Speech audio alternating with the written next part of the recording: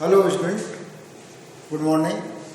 आज हम first year की शक्ति सत्ता वैधता की बात करते हैं।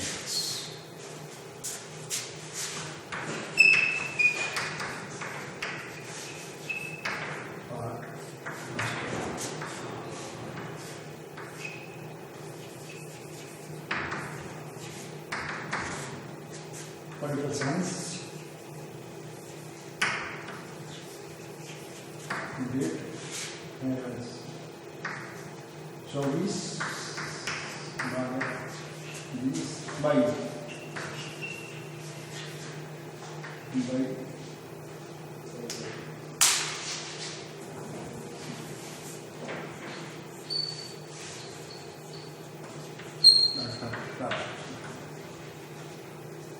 तो आज है शक्ति सत्ता वैधता की बात करते हैं।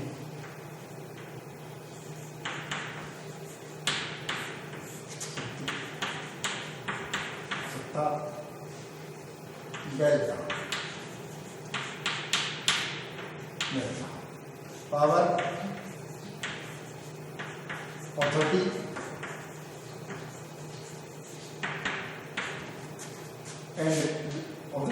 एंड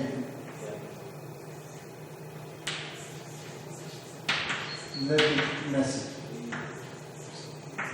तीन शब्द हैं: पावर, ऑथोरिटी, लेजिटिमेसी।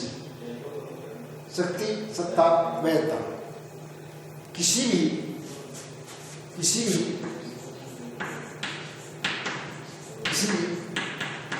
राजनीतिक व्यवस्था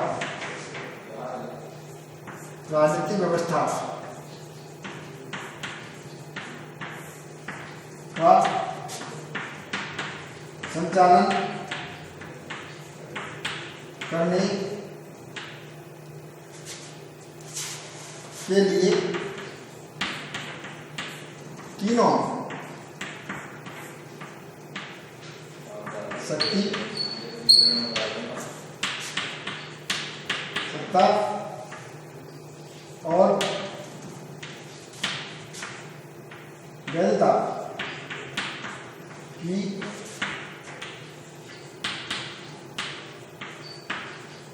आवश्यकता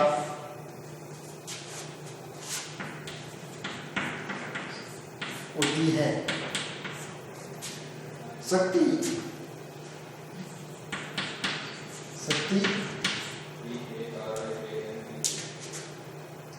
राज्य की भौतिक शक्ति है, भौतिक तत्व है।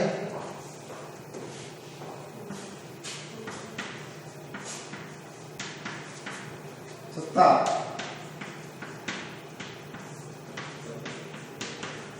राज्य का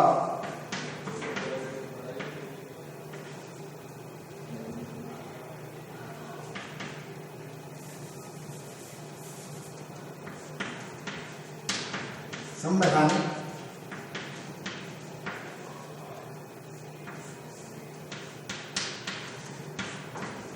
तत्व है और वैधता राज्य का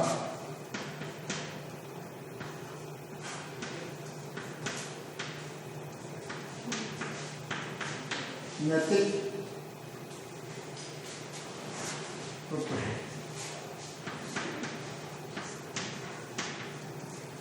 किसी भी राजनीतिक व्यवस्था का संचालन करने के लिए तीनों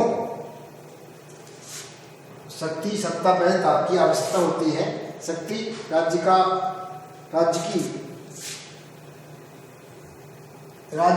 भौतिक तत्व है, सत्ता राज्य का संवैधानिक तत्व है और वैधता राज्य का नैतिक तत्व है। इसका मतलब ये हुआ कि तीनों ही आवश्यक हैं। तीनों को बिना किसी भी राज्य का संचालन, शासन, प्रशासन नहीं चल सकता। हमें तीनों को साथ लेके चलना पड़ता है और तीनों के समन्वय से राज्य का संचालित होता है। अब हम शक्ति की बात करते हैं, एक एक करके इनका सबका विश्लेषण करेंगे। अब हम शक्ति की बात करते हैं।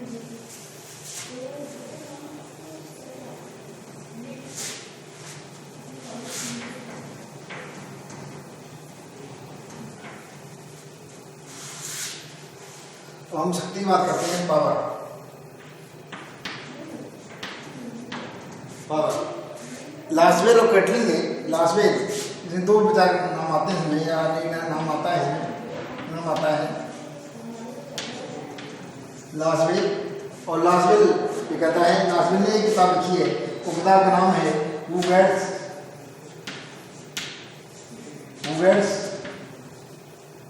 What when how. लास्वेल ने एक किताब लिखी है। दूसरे नंबर आता है कैटलिन। कैटलिन ने जो किताब लिखी है पावर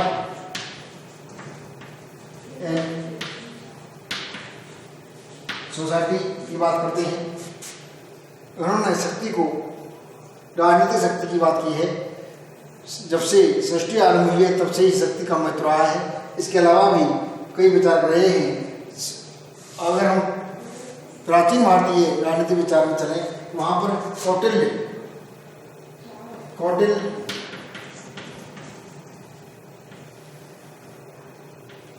कहता है सांसारिक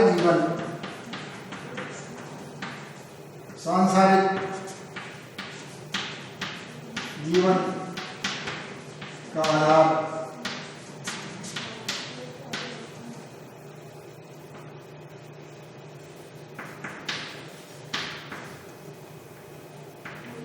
दंड शक्ति है। कौटिल्य ये भी कहता है जब समस्त संसार सोता है उस समय शक्ति, दंड शक्ति पहरा लगाता है। इस तरह से कौटिल्य की बात की जाती है। इसके अलावा भी जो पश्चिमी विचार रहे हैं उनमें आप मान सकते हो हॉब्स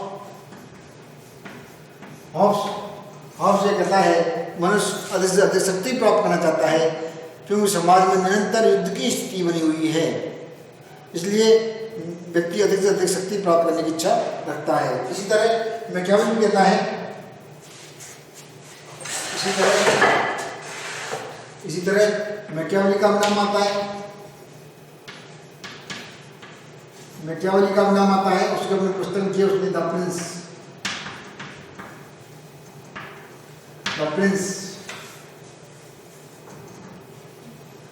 में राजा के लिए कहता है वो उसको शक्ति के अर्जन का प्रयास करना चाहिए, शक्ति को बनाए रखने का प्रयास करना चाहिए, शक्ति की अवृद्धि करने का प्रयास करना चाहिए।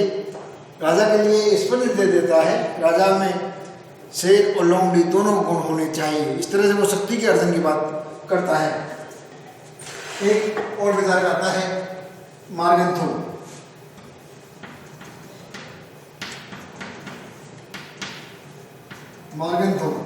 और मार्गन्थो ये कहता है शक्ति चाहे राष्ट्रीय राजनीति हो चाहे अंतर्राष्ट्रीय राजनीति हो, पूरी राजनीति शक्ति के लिए संघर्ष है।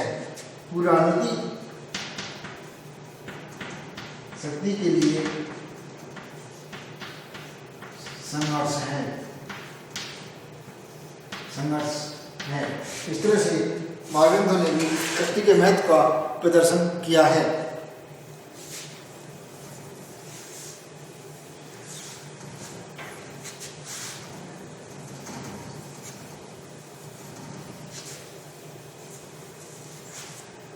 शक्ति एक बल प्रयोग की योग्यता है। शक्ति एक बल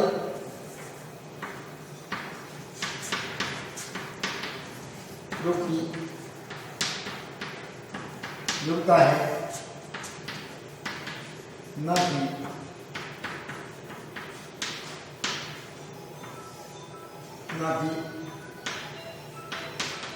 बाध्य प्रयोग। यहाँ पर हमारा जो तात्पर्य है वो राजनीतिक शक्ति से तात्पर्य है, और यह मान सकते हैं जब तक आप किसी व्यक्ति को अपने विचारों को अनुकूल नहीं बना लेते हो, अपने विचारों को अनुकूल उसको नहीं ढाल लेते हो, तब तक आप शक्तिशाली नहीं कह सकते। आपको कि कोई भी देश तभी महाशक्ति कहलाता है जब वह दूसरे देशों को अपने व्यवहार के अनुकूल बना लेता है, ढाल लेता है। वह किसी दूसरे राज्य के व्यवहार को निर्देशित करता है, नियंत्रित करता है, मर्यादित करता है, उसको हम शक्ति के रूप में इसको हम मान सकते हैं। तो ये एक शक्ति के रूप में इसको हम माना जा सकता है। राजनीति में हम जिस शक्ति की चर्चा कर रहे हैं वो एक राजनीतिक शक्ति है और शक्ति से अभिप्राय अन्य व्यक्तियों के कार्यों और मस्तिष्क पर नियंत्रण करना है। राजनीतिक शक्ति शारीरिक शक्ति से थोड़ी भिन्न है। जब हिंसा और वास्तविकता का रूप धारण कर लेती है तो सैनिक शक्ति के पक्ष में राजनीतिक शक्ति के प्रत्याग का द्योतक होती है और इस तरह से शक्ति बल प्रयोग की योग्यता है, ना कि उसका वास्तविक प्रयोग। मैं क्या भर के अनुसार शक्ति व्यक्तियों के व्यवहार को नियंत्रित, विनियमित और निर्देशित करने की सामर्थ्य है। अर्नोल्ड ब्रखेट कहता है शक्ति एक ऐसी योग्यता है जो अपनी इच्छा को क्रियान्वित कर सकती है। मार्गेंदो ये कहता है शक्ति को क्रियान्वित करने वालों और उनके बीच जिन पर उन्हें क्रियान्वित किया जा रहा है एक मनोवैज्ञानिक संबंध है। वह पहली श्रेणी में आने वालों को दूसरी श्रेणी में आने वालों के कुछ कार्यों को उनके मस्तिष्क पर प्रभाव डालकर नियंत्रित करने की सामर्थ्य है।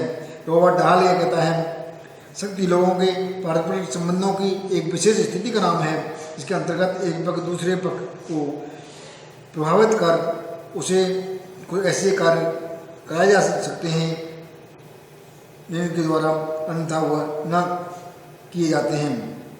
मॉर्गन के अनुसार शक्ति दूसरे के व्यवहार को अपने लक्ष्य के अनुसार प्रभावित करने की सामर्थ्य है।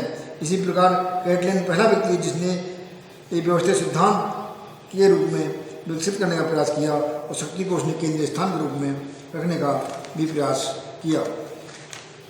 इसी तरह ये मान सकते हैं शक्ति की संकल्पना में अपने विश्लेषण में कैटलिन ने यह स्पष्ट करने का प्रयास किया शक्ति से उसका अर्थ प्रभुत्व की स्थिति या सैनिक शक्ति से नहीं है। मार्गंथो ने उस प्रसिद्ध उक्ति की आलोचना करते हुए अंतर्राष्ट्रीय राजनीति में चाहे अंतिम उद्देश्य कुछ भी हो लेकिन उसका तत्कालीन उद्देश्य शक्ति प्राप्त करना होता है। कैटलिन ने सुझाव दिया सहयोग भी शक्ति के एक ही रूप के रूप में हम मान सकते हैं। यहाँ पर आप शक्ति के प्रकार मान सकते हैं।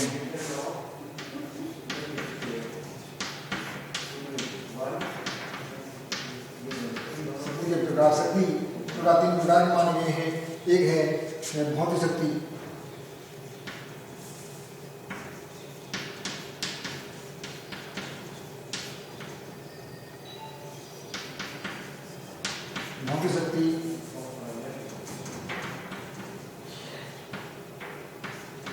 दूसरे है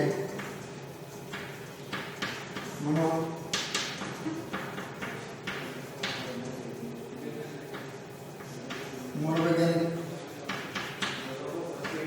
शक्ति और तीसरी है आर्थिक शक्ति।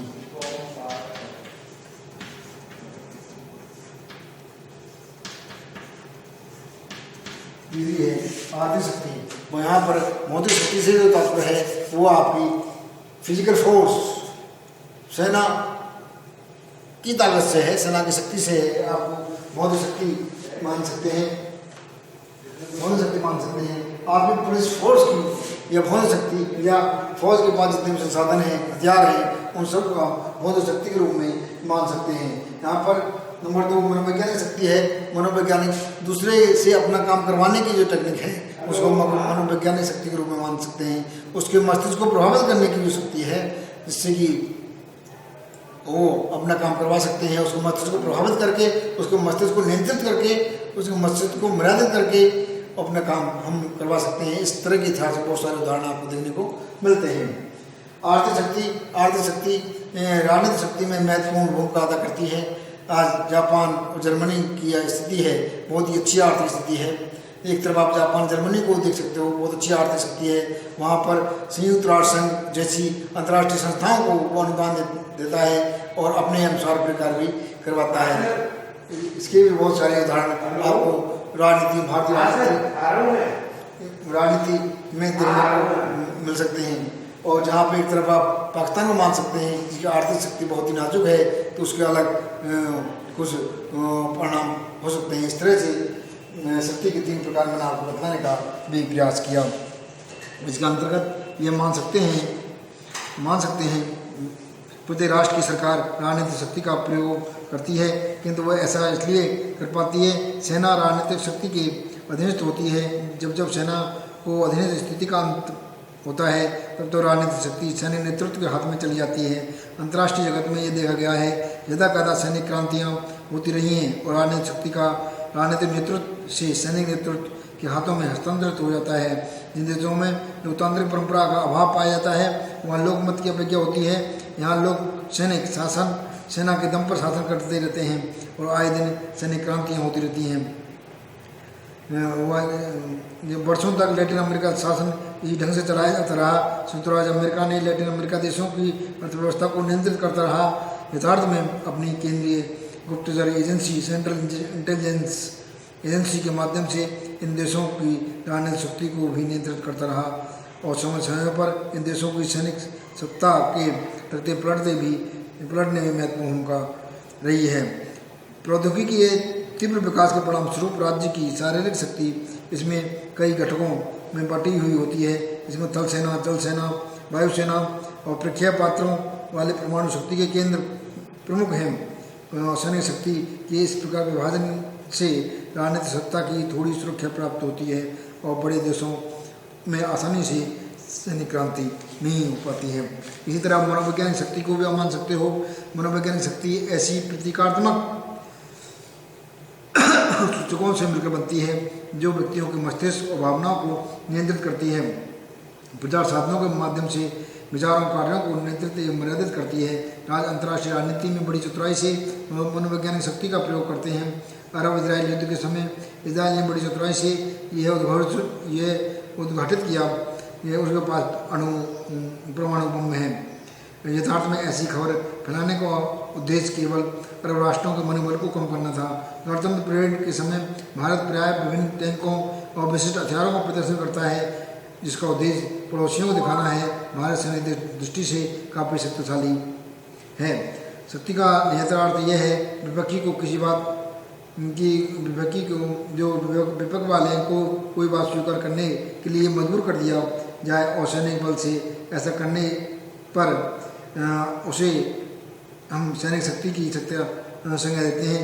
लेकिन कूटनीति प्रचार के द्वारा भी किसी राष्ट्र को इस प्रकार विवश किया जा सकता है। हम प्रचार कूटनीति आदि का प्रयोग इस रूप में करते हैं दूसरा देश हमारी नीतियों को मानने के लिए विवश हो जाए। ये मनोवैज्ञानिक शक्ति कहलाती है। अंत में आर्थिक शक्ति राजनीतिक शक्ति का प्रयोग व्यवहार में आर्थिक साधनों द्वारा होता है।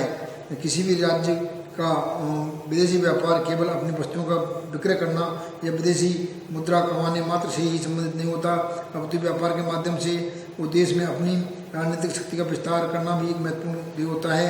अपने विदेशी निर्यात के माध्यम से एक राज्य चाहे तो वो किसी अन्य राज्य की आर्थिक दृष्टि से अपने पर निर्भर बना सकता है तथा विदेशी आर्थिक सहायता से राजनीतिक प्रभाव इस प्रकार होता है। विदेशी सहायता से देश आत्मनिर्भर नहीं बन सकता है और आर्थिक और तकनीकी दृष्टि से परमामुखी हो जाता है। विदेशी सहायता से होने वाले तत्कालीन लाभ के फेर में देशों पर कर्ज का भारी भाग आ जाता है। वो चुकाते नाक में दम होने लग जाते हैं। आर्थिक विकास के लिए विदेशी सहायता से भी अधिक महत्व आत्मसम्मान है। लंबी आर्थिक पर निर्भरता से देश का मनोबल और आत्मसम्मान क्षीण हो जाता है। जो देश भारत को विदेशी सहायता प्रदान करते हैं वे चाहते हैं भारत उनके प्रभाव में रहे और उन्हें स्वतंत्र चिंतन और कार्य बंद कर दे। ऐसा कहा जाता है कि 1966 में हमें अपने रुपये का अवमूल्यन विदेशी आर्थिक दबाव के बाद ही करना पड़ा। नेपाल और भूटान के अधिकांश देश व्यापार भारत से होता है, अतः आर्थिक दृष्टि से भी भारत पर निर्भर हैं। अमेरिका के बहुराष्ट्रीय कंपनियां लैटिन अमेरिकी देशों की अर्थव्यवस्था को नियंत्रित करने की स्थिति में रहती हैं। इस तरह से शक्ति एक बहुत छोटा सा चैप्टर है, आज मैंने आपको बताने का प्रयास किया। धन्यवाद। नेक्स्ट बात क्या करेंगे तो लिखा होना।